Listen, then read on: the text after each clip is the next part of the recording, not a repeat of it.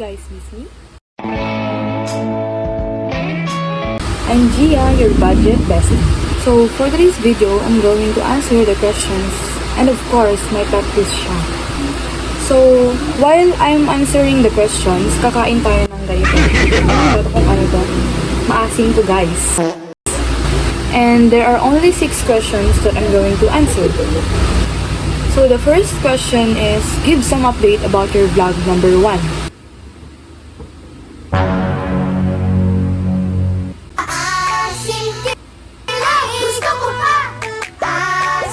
About sa update ng vlog number 1 ko guys, is na-post ko na ito sa aming YouTube channel. And so far, marami namang nanood and marami namang nag-like. Na-appreciate ko lang yung mga nanood kasi maraming mga tips and maraming mga new knowledge na na-i-share ko dun sa vlog number 1 ko. Question number 2. Are you often saving money? Wow!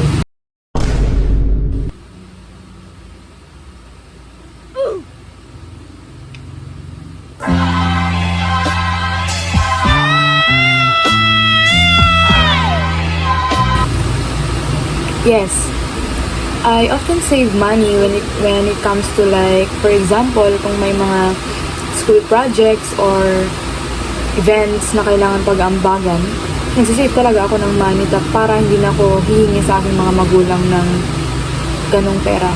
Or nagsisave ako ng money kapag may gusto akong bilhin or gagala kami ng mga friends ko. Para kapag gagala ako or may bibilin ako, may pera ako. Next question. What are the things that you have done so far in campaigning your advocacy?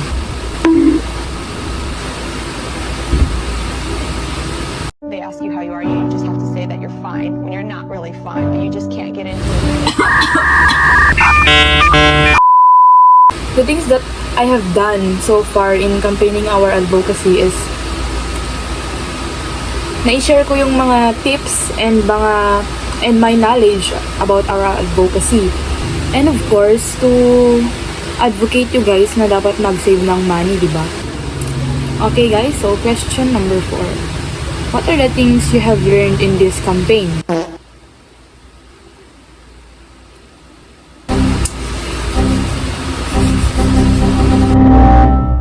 The things that I've learned in our advocacy is na-learn ko na on how to save money, on how to budget money, and on how to spend your money wisely guys. Na-learn ko din na ang pagtitipid ay importante sa ating everyday life kasi ang money is alam naman natin na kapag wala ng money, hindi na tayo makakabili ng pagkain, ng mga importante in our everyday life. Question number 5.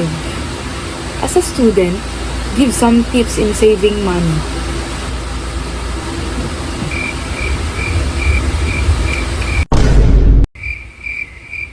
So, as a student, ang ginagawa ko kasi is, yung mga hindi ko kailangan na bilhin, hindi ko ba binibili talaga. Like, sinasave ko talaga siya. Tapos kasi, di ba, estudyante nga tayo, marami tayong mga projects, props, mga ambagan, lalong-lalo na kapag may events sa schools. At isa pang tips on how to save money is, huwag tayong mag-impulsive buying, guys.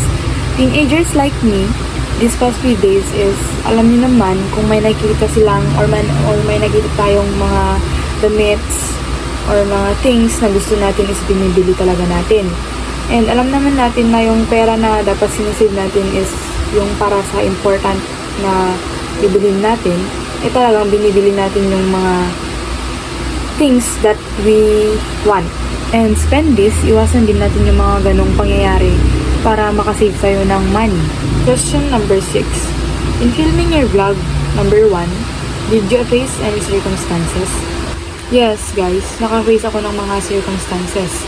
So, the first na problem na na-encounter ko is nahihiya talaga ako mag-vlog sa maraming tao.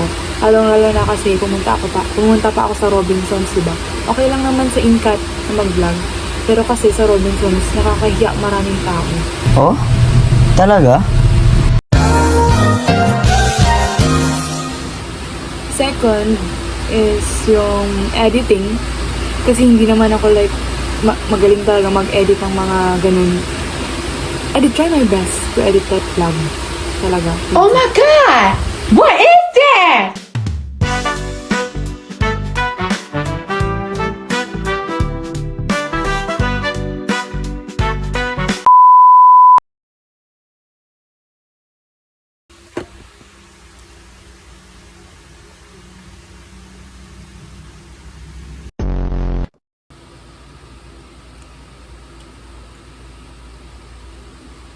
Asim shit.